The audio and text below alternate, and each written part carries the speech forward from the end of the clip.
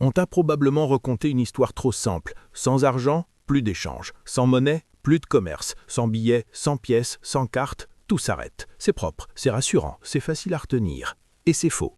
Des sociétés entières ont produit, stocké, construit, réparti, puni, gouverné bien avant l'argent moderne. Donc la vraie question n'est pas comment l'argent a créé l'économie, la vraie question, celle qui change tout, c'est qu'est-ce qui tenait le monde avant lui ?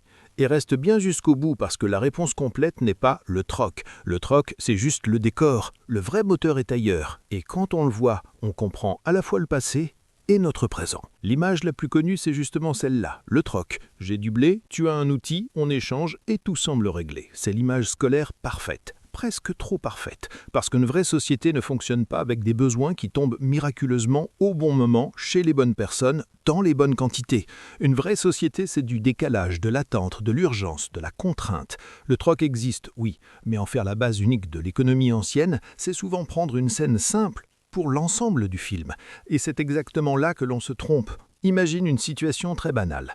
Tu as du poisson, tu veux des sandales, et le fabricant de sandales ne veut pas de poisson, lui veut du bois. Donc ton échange direct échoue immédiatement, alors même que chacun possède quelque chose de réellement utile. Et là, le problème apparaît dans toute sa brutalité. Le vrai problème du troc n'est pas moral, il n'est pas psychologique, il n'est même pas vraiment humain, il est mécanique. Les besoins se croisent rarement au bon moment. Tu peux alors chercher quelqu'un qui veut ton poisson et qui possède du bois, puis revenir avec ce bois vers le sandalier, et si cette troisième personne veut encore autre chose, la chaîne s'allonge, le temps passe, et l'échange devient vite une corvée.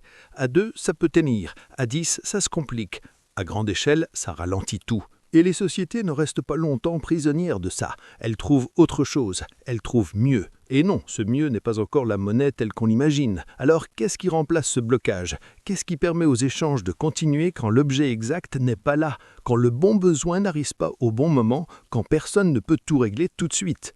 Voilà le vrai cœur du sujet. Et la réponse commence là où beaucoup arrêtent de regarder, dans la mémoire, l'obligation, la réputation, l'organisation. Dans beaucoup de communautés, on n'échangeait pas seulement maintenant contre maintenant, on échangeait aussi maintenant contre plus tard. Dit autrement, on ne faisait pas toujours circuler des objets, on faisait circuler des bêtes, des attentes, de la confiance, et là soudain le passé devient beaucoup moins primitif qu'on nous l'a fait croire. Tu prêtes un outil, tu aides à réparer un toit, tu avances une partie de ta récolte à un voisin en difficulté. Personne ne te paye sur le champ avec une pièce, et pourtant tout le monde sait qu'il s'est passé quelque chose qui devra être compensé.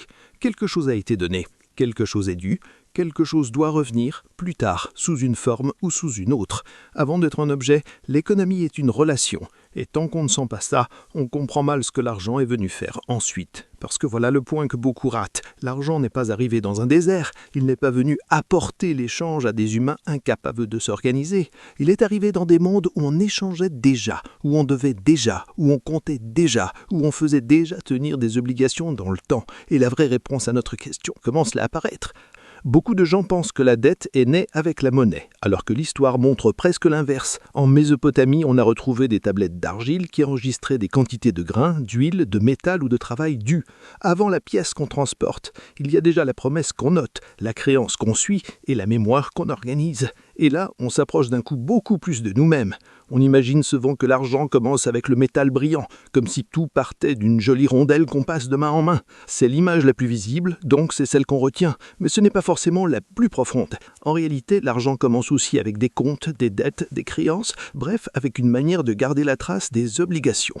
Hier, on gravait sur l'argile, aujourd'hui on écrit dans des bases de données. Le support change, le principe beaucoup moins. Et c'est là que la réponse promise devient plus troublante. Avant l'argent moderne, ce qui faisait tenir les échanges, c'était déjà une forme d'écriture sociale. D'ailleurs, la plus grande partie de l'argent que tu utilises aujourd'hui n'est pas un billet dans ta poche. Quand ton salaire arrive, tu ne reçois pas une caisse de billets. Tu reçois surtout une écriture reconnue par un système. Une ligne, une validation, une promesse crédible à grande échelle. L'argent est né dans les registres, pas dans les poches. Et cette phrase mérite d'être gardée jusqu'à la fin parce qu'elle relie tout. Le passé ancien, le monde bancaire et la vraie fonction de la monnaie. Mais ce n'est pas encore suffisant, parce qu'une autre question se pose immédiatement. D'accord, on peut garder une trace, d'accord, on peut reconnaître une dette, mais pourquoi certaines choses servent-elles d'intermédiaires et pas d'autres ? Pourquoi un objet devient-il acceptable dans un échange ? Pourquoi une communauté décide-t-elle qu'il compte ? Voilà le deuxième verrou du problème. Autre idée très répandue, la valeur serait cachée à l'intérieur des objets, comme si l'or valait naturellement par lui-même.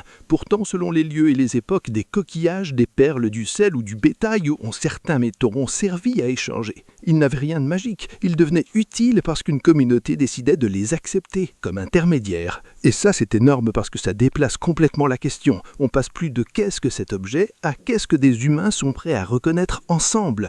Un coquillage posé seul sur une table ne nourrit personne, ne soigne personne, ne construit rien, et c'est déjà une leçon. Mais si toute une communauté accepte qu'il serve à obtenir du grain, un outil ou un tissu, il acquiert une vraie fonction économique. Voilà le point décisif. La valeur n'habite pas l'objet, elle habite l'accord, et ce déplacement est beaucoup plus important qu'il n'en a l'air, parce qu'il nous rapproche encore plus de la réponse complète.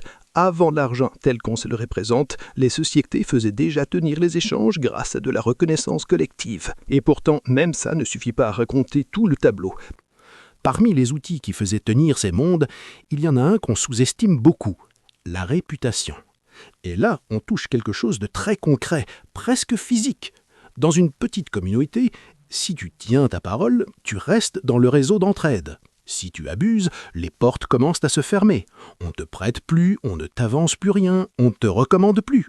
Et la sanction devient très concrète. Tu n'es pas exclu par un écran qui affiche « refusé ». Tu es exclu par des humains qui ne veulent plus compter sur toi.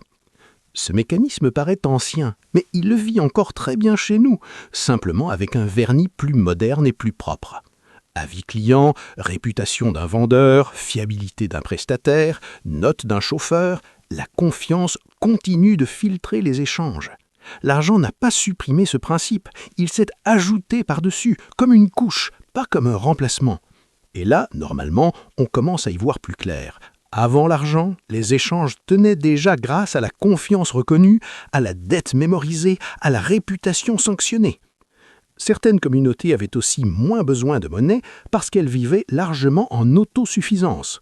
Quand tu produis ta nourriture, une partie de tes vêtements et de tes outils, tu dépends moins du marché et donc moins d'un intermédiaire monétaire. Mais cette autonomie a une limite très claire. Elle freine la spécialisation. Et c'est ici que l'histoire change vraiment de vitesse. Parce que ce qui fait exploser le besoin de monnaie, ce n'est pas simplement l'échange, c'est la multiplication des échanges.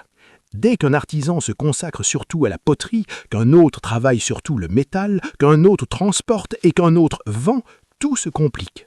L'échange cesse d'être occasionnel, il devient permanent. Et plus il devient permanent, plus il faut un outil simple pour coordonner l'ensemble. Voilà le basculement.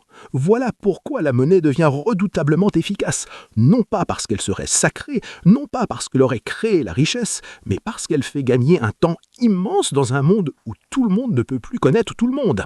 Elle permet de comparer des biens différents, d'éviter de renégocier toute la relation à chaque transaction et de gagner un temps immense.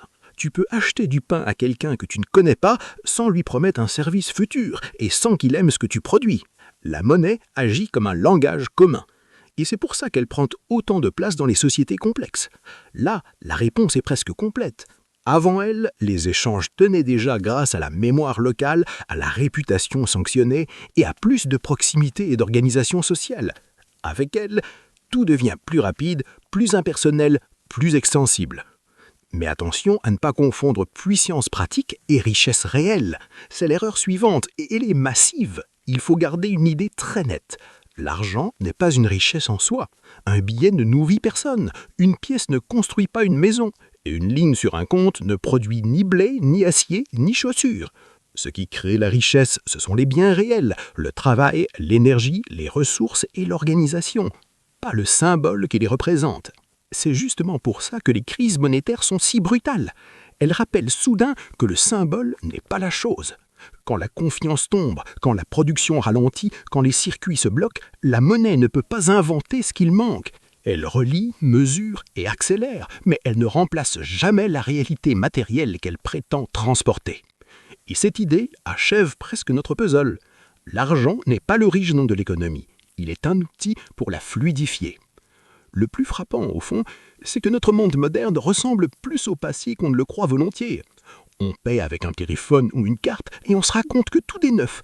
Alors qu'on vit encore dans un monde de registres. Ce ne sont plus des tablettes argileuses, ce sont des bases de données. Ce ne sont plus des promesses entre voisins, ce sont des promesses garanties par des institutions.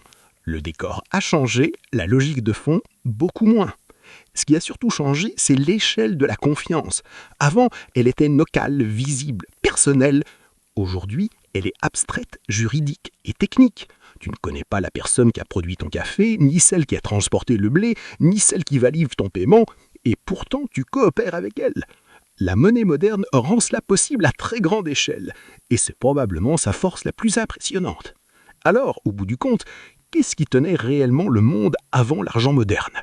Pas une seule chose, pas juste le troc, pas une magie oubliée. Ce qui tenait le système, c'était un mélange de mémoire, de dettes, de promesses, de réputation, de réserves, d'accords collectifs et d'organisation sociale.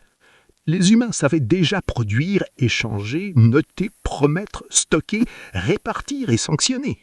La monnaie n'a pas fait surgir l'économie du néant.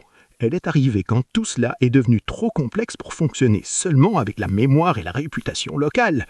Autrement dit, l'économie existe déjà. La monnaie est arrivée comme réponse à la complexité, pas comme origine miraculeuse. L'économie naît du besoin, l'argent naît de l'impatience. Et ce n'est pas juste une formule élégante, c'est une manière plus juste de remettre l'échange, la confiance et l'organisation à leur vraie place.